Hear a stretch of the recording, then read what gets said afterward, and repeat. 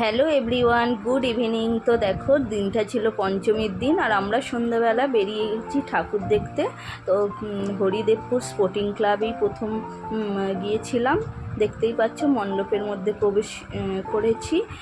তো এখানে দেখো মণ্ডপটা ছিল রং বেরঙের যে ফাইবারের প্লেট বাটিগুলো হয়, তো সেগুলো দিয়েই মণ্ডপটা বেষ্টিত ছিল।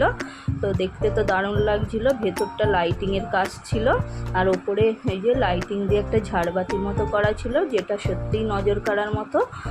তো মেয়ে তো ভীষণই এক্সাইটেড দেখে।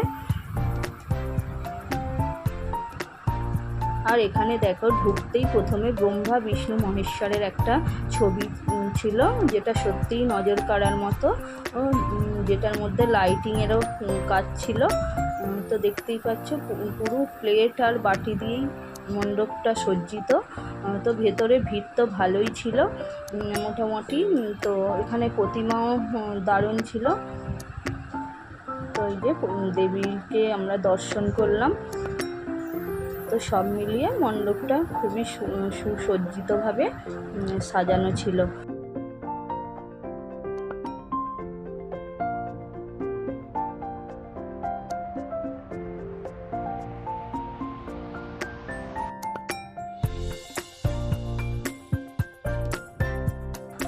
তো দেখো এখানে মণ্ডপটা দেখা কমপ্লিট। তো এবারে আমরা বেরিয়ে আসছি। তো এবার পরের ক্লাবে গিয়ে দেখা হচ্ছে। টাটা।